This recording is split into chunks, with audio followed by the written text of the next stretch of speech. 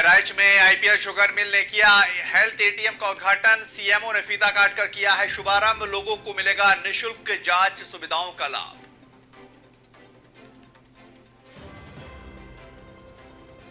बहराइच में alert mode पर police और प्रशासन, आला अधिकारियों ने किया औचक निरीक्षण। नशे की तस्करी को लेकर सुरक्षा व्यवस्था के इंतजाम पुख्ता।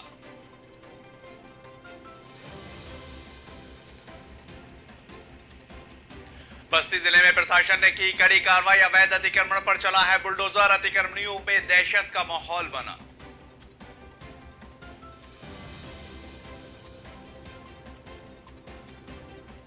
फिरोजाबाद में फसल पर मौसम का असर। बर्फीली हवा चलने से पड़ा पाला। आलू सरसों की फसल हुई पूरी तरह से बर्बाद।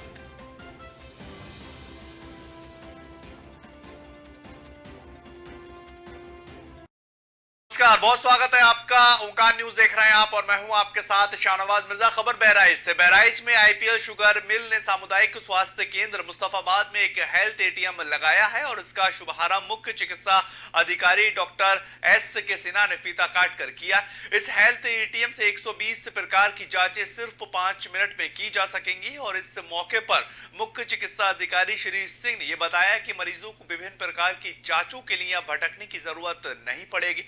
इन मशीनों से बहुत ही कम समय में निशुल्क जांच की सुविधा मिलेगी और स्वास्थ्य की दृष्टि से आगे एक सैनिटरी पैड वेंडिंग मशीन भी लगाई जाएगी, जिससे 5 रुपए का सिक्का डालने पर मशीन एक सैनिटरी पैड निकाल कर दे देगी। इस मौके पर चीनी मिल ने चीफ कमेटी सहित स्वास्थ्य केंद्रों के कर्मचारी वहां पर मौजूद रहे हैं। खबर बहराइच से, जहां पर हेल्थ एटीएम का उद्घाटन किया गया है और सीएमओ ने दरअसल ये फीता काटकर इसका शुभारंभ किया। लोगों को निशुल्क जांच सुविधाएं मिलेंगी और मौके पर स्वास्थ्य कर्मचारी मौजूद रहे। आपको जानकारी दें कि इससे पहले भी लगातार बहराइच में इस बात को लेकर कार्य किया जा रहा था कि किस तरह से लोगों को ज्यादा से ज्यादा सुविधाएं दी जा सके और वहीं पर अब हेल्थ एटीएम का उद्घाटन लोगों के लिए एक सराहनीय कदम बनता हुआ नजर आएगा और जो वहां पर लोग मौजूद होंगे, जो दिखाने के लिए जाएंगे, उनको काफी ज्यादा लाभ इससे मिलता हुआ दिखाई देगा। दरअसल लोगों ने भी इसकी मांग की थी कि लगातार जिस तरह से मरीजों की जांच को लेकर पैसे जाते नजर आते हैं, उसको लेकर एक राहत मिलनी चाहिए। तो वहीं पर इसके द्वारा निशुल्क जांच सुविधाएं मिलती हुई नजर आएंगी और जो मरीज हैं, जो उनके परिजन हैं, उनको भी इस खबर से काफी राहत मिल रही है।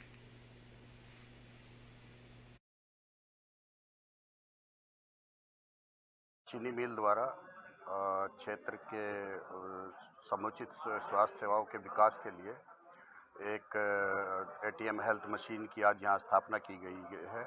साथ ही साथ 3 हेल्थ एटीएम विभिन्न स्थानों पर लगाए जा रहे हैं, जिसमें हमारे सीएमओ साहब का निर्देश हम लोगों को प्राप्त हुआ था।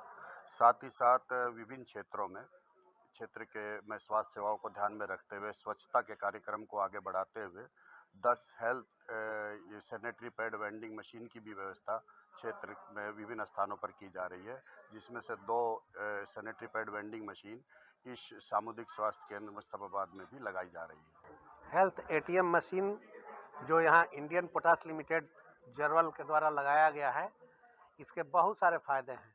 इससे बहुत सारे जांच जो हैं आसानी से हो जाते हैं और मरीजों को बहुत जगह भटकना नहीं पड़ता है। आपका शुगर है, लिपिड प्रोफाइल है, ब्लड प्रेशर है, टेम्परेचर है और तमाम तरह की जांचें बहुत आसानी से हो जाती हैं। 5 मिनट का आपको समय देना पड़ता है और सारे जांच स्क्रीन पे रिजल्ट के साथ उपलब्ध। आगे बढ़ेंगे, बात बहराइच की ही करेंगे। बहराइच में सुरक्षात्मक दृष्टिकोण से जिले के आला अधिकारियों ने औचक निरीक्षण किया है और नेपाल सीमा पर पहुंचे एसपी प्रशांत वर्मा ने यह बताया है कि हर महीने सुरक्षा व्यवस्था को लेकर निरीक्षण किया जाता है। साथ ही भारत और नेपाल की सीमा पर कैसी गतिविधियां चल रही है, इसको लेकर भी निगरानी की गई है और इसी को लेकर सघनता से तलाशी की जाती है। आपको बताएं कि सीमा पार नेपाल की तरफ से अक्सर बड़े पैमाने पर नशे की तस्करी को बढ़ावा दिया जाता है और इसी को लेकर सुरक्षा एजेंसी चाक चौबंद रहा करती हैं। नेपाल सीमा को लेकर एसपी पहुंचे, जिले के आला अधिकारी वहां पर पहुंचते हुए नजर आए और उन्होंने साफ तौर पर इस बात को लेकर मुतमईन हुए कि जो नशे की तस्करी है उसको लेकर अभियान चलाया जाएगा और अलर्ट मोड पर पुलिस और प्रशासन को रखा जाना है। अधिकारियों ने जो औचक निरीक्षण है वो किया है और कई दिशा निर्देश जो हैं वो अधिकारी वहां पर तैनात सुरक्षा कर्मियों को देते हुए नजर आए। जिले की सुरक्षा को लेकर ये जायजा लिया गया और नशे की तस्करी रुक सके, नशे का कारोबार जो है वो रुक सके, जो युवा नशे की लत का आदी हो रहा है उसको जागरूक किया जा सके और जो नशे का कारोबार कर रहे हैं उनके ऊपर शिकंजा कसा जा सके। इसी दृष्टि से बहराइच और नेपाल बॉर्डर की जो सीमा टच होती है वहां पर एसपी ने खुद जाकर निरीक्षण किया है और साफ तौर पर दिशा निर्देश देते नजर आए हैं।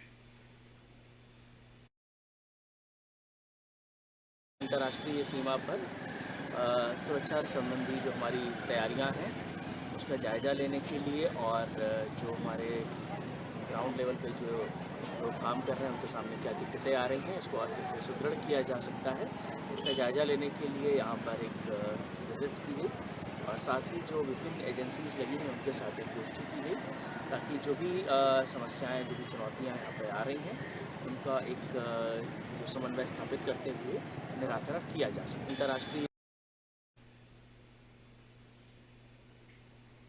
उधर बात करेंगे बस्ती जिले की। बस्ती जिले में प्रशासन ने अवैध अतिक्रमण पर एक बड़ी कार्रवाई की है और डिस्ट्रिक्ट कलेक्टर हरिया गुलाब चंद के निर्देश पर अतिक्रमणियों के खिलाफ चलाए जा रहे अभियान के तहत अवैध अतिक्रमण परवावा पर बुलडोजर गर्जा।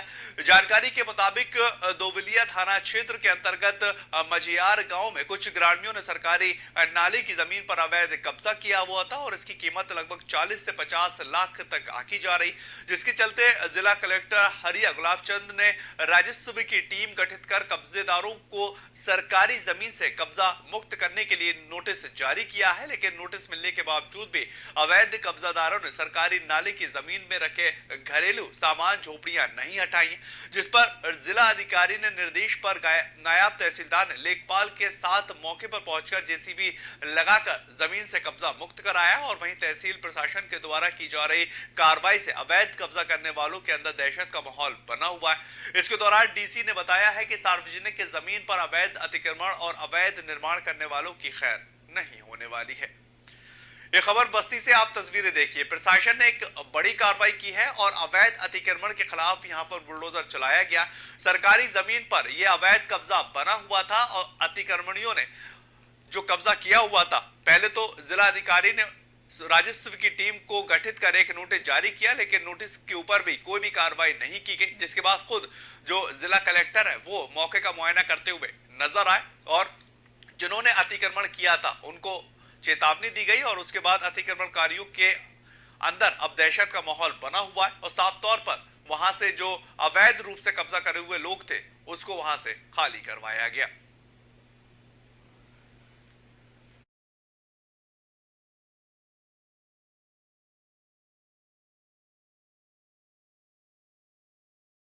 बाद में फसलों पर शीतलहर का कहर लगातार जारी है और जहां पर बर्फीली हवा से पारा पड़ने से किसान बेपनाह परेशान है, तो वहीं पर आलू सरसों की फसल भी एक भारी नुकसान झेलती नजर आ रही। जानकारी के मुताबिक बर्फीले हवा चलने से पाला जो है वो पड़ रहा है और इससे बड़ी संख्या में आलू और सरसों की फसलों में भारी नुकसान होता नजर आया है, जिससे किसानों के चेहरे पर चिंता की लकीरें साफ तौर पर दिखाई दे रही हैं।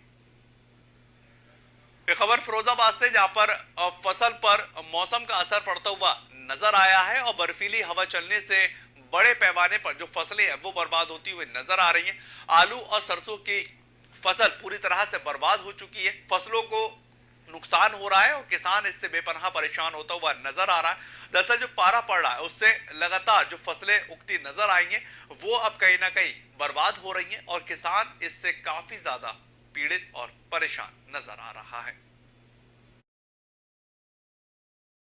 इस पर एक देहाती भाषा में तुषार बोला जाता है, वो पड़ गया है और इससे फसल को नुकसान हुआ। आलू पे झुलसा बन गया है, उसकी पत्तियां जल गई हैं, तो आलू में नुकसान हो रहा है और सरसों पर भी नुकसान है। अच्छा, क्या स्थिति है? किसान क्या चिंतित हो रहा है, क्या सोच रहा है? किसान का ये तो जब ये तुषार पड़ रहा है तो ये फसल बर्बाद हो रही है इससे और बहुत नुकसान है। इसमें सरसों में दाना नहीं पड़ रहा है और आलू की फसल नष्ट हो रही है। इस पर खबर सीतापुर से है। सीतापुर में तेज रफ्तार का कहर देखने को मिला है और मामला रामकोटा थाना क्षेत्र के चौराहे का है, जहां पर खाली ट्रैक्टर ने गन्ना भरे ट्रैक्टर में जोरदार टक्कर मारी और इसी के चलते मौके पर ही एक की मौत हुई है। वहीं पर 2 लोग काफी गंभीर रूप से घायल हो चुके हैं और जानकारी के मुताबिक चीनी मिल से खाली आ रहे ट्रैक्टर से जोरदार भिड़ंत हुई। इस हादसे की खबर सुनकर मौके पर सैकड़ों लोग जमा हो गए और सूचना पर पहुंची पुलिस ने हालात का जायजा लिया और साथ ही शवों का पोस्टमार्टम करवा के आगे रेफर किया। फिलहाल पुलिस पूरे मामले को दर्ज कर आगे की कार्रवाई कर रही है।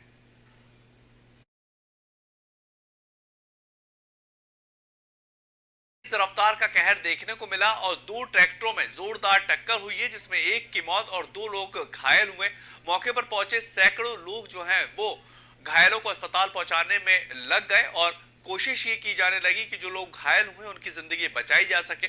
इसके बाद पुलिस को सूचना दी गई और पुलिस मौके पर पहुंचती हुई नजर आई। पुलिस आगे की जांच पड़ताल कर रही है।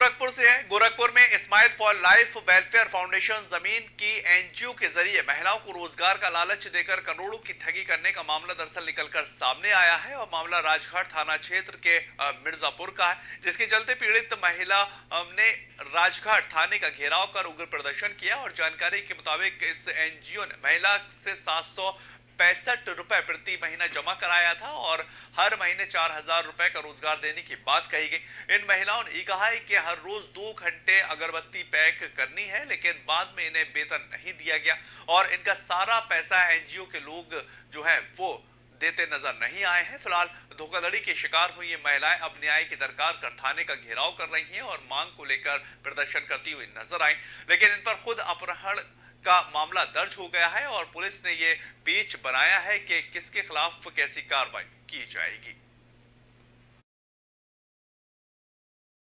सर, हम स्माइल फॉर लाइफ नाम से एक एनजीओ चलाते थे लोग, जो हेड ऑफिस मिर्जापुर घसकटरा में प्रीति शर्मा के घर था।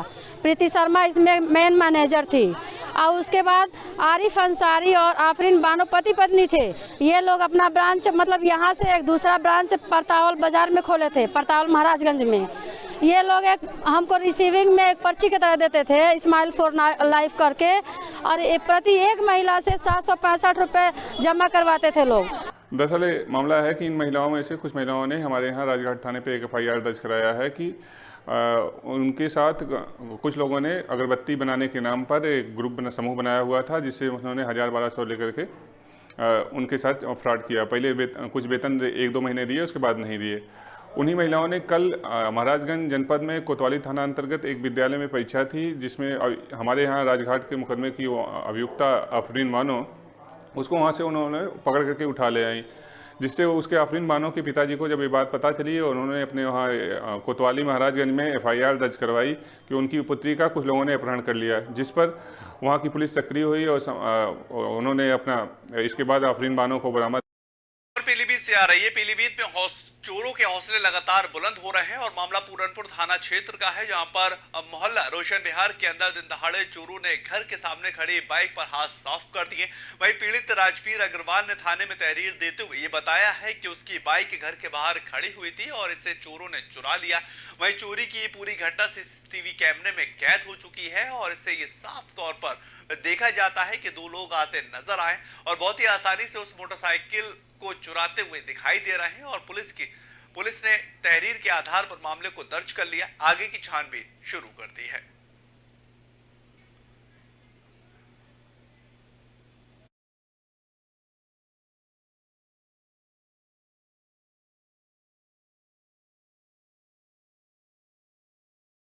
सहारनपुर से है। सहारनपुर के अंदर खनन माफियाओं पर प्रशासन सख्त होता नजर आया है और उसी के तहत खनन माफिया और पूर्व बसपा के नेता हाजी इकबाल के आवास पर पुलिस ने एक हफ्ते में दूसरी बार कुर्की की कार्रवाई की है। आपको बता दें कि गैंगरेप के मामले में वंचित चल रहे खनन माफिया हाजी इकबाल के मकान पर STA के जरिए सील किया गया है और उसी मकान को पुलिस ने कुर्क किया है, सभी सामानों को अपने कब्जे में लिया और इतना ही नहीं, हाजी इकबाल के ऊपर पुलिस ने 50,000 का इनाम घोषित किया था और इसके बाद सहारनपुर न्यायालय की के द्वारा खनन माफिया इकबाल को भगौड़ा भी घोषित कर दिया। इसी के तहत पुलिस प्रशासन के द्वारा एक हफ्ते में खनन माफिया इकबाल के मकान पर दूसरी बड़ी कुर्क कार्रवाई की जा रही है। देखिए, थाना मिर्ज़ापुर पे अभियोग पंजीकृत हुआ था, मुकदमा अपराध संख्या 195/22 और इसके अभियोग के विवेचना के क्रम में माननीय न्यायालय का आदेश हुआ धारा 83 सीआरपीसी का, जिसके अंतर्गत उस आदेश का आज यहाँ पर थाना मिर्ज़ापुर पुलिस के द्वारा अनुपालन कराया जा रहा है, कुर्की की कार्रवाई हो रही है। देखिए, इसमें पहले भी विकास प्राधिकरण के स्तर पर कोई नक्शे से संबंधित कार्रवाई की गई थी, क्योंकि 3 दिन पहले माननीय न्यायालय का आदेश आया कि उक्त अभियुक्त की जो भी संपत्ति है उसकी कुर्की की कार्रवाई की जाए। तो ये दोनों कार्रवाइयाँ अलग-अलग अपने-अपने स्फीयर में चल रही हैं, इनका एक दूसरे से कोई संबंध नहीं। बात शामली की करेंगे। शामली में एक बार फिर से तेज रफ्तार का कहर दरअसल देखने को मिला है और मामला सदर कोतवाली क्षेत्र के बलभद्र मंदिर के पास का है, जहां पर घर से स्कूल जा रहे छात्र की बाइक से भिड़ंत होकर मौत हो गई। मौके पर पहुंची पुलिस ने हालात का जायजा लिया है और साथ ही शव को बरामद कर पोस्टमार्टम के लिए भिजवा दिया है। वहीं इस घटना से परिजनों का रो रो कर बुरा हाल हो रहा है और पुलिस पूरे मामले को लेकर आगे कार्रवाई में जुटी हुई है। ये तस्वीरें आप देखिए शामली की हैं, जहां पर तेज रफ्तार का कहर जो है वो देखने को मिला है और बाइकों के आमने सामने से भिड़ंत होने से एक दर्दनाक मौत हुई है। इसमें एक छात्र की मौत हो चुकी है और एक छात्र इसमें घायल हुआ है। पुलिस ने पोस्टमार्टम कर शव को आगे भिजवा दिया। ये दरअसल बच्चा जो है वो पढ़ने के लिए जा रहा था, लेकिन बड़ी बेरहमी के साथ जब ये ट्रक हादसा हुआ, जब ये आमने सामने से तेज रफ्तार का कहर देखने को मिला तो इसकी चपेट में ये बच्चा आ गया और उसके बाद परिजनों का रो रो के बुरा हाल हो चुका है और उसको लेकर आगे की कार्रवाई को लेकर परिजन न्याय की गुहार लगाते नजर आ रहे हैं। और सदर कोतवाली क्षेत्र का ये पूरा मामला, शामली का ये पूरा मामला, जहां पर तेज रफ्तार का कहर दरअसल देखने को मिला और सदर कोतवाली क्षेत्र के बलभद्र मंदिर के पास का ये पूरा मामला है। और तस्वीरों में आप देखिए किस तरह से जो न्याय की गुहार है वो घर वाले अब लगाते हुए नजर आ रहे हैं। स्कूल की तरफ ये बच्चा जो है वो जा रहा था और छात्र की बाइक की भिड़ंत में मौत हो गई और मौके पर पुलिस पहुंची और हालात का जायजा लेती हुई नजर आई है। मौत के बाद परिजन वहां पर पहुंचते हुए नजर आए और शव को अपने कब्जे में लेकर पोस्टमार्टम के लिए भिजवा दिया है। आगे की कार्रवाई को लेकर पुलिस लगी हुई है। परिजनों का रो रो कर बुरा हाल हो चुका है और पुलिस पूरे मामले की कार्रवाई में निष्पक्ष तरीके से जांच हो, इस बात का आश्वासन दे रही है।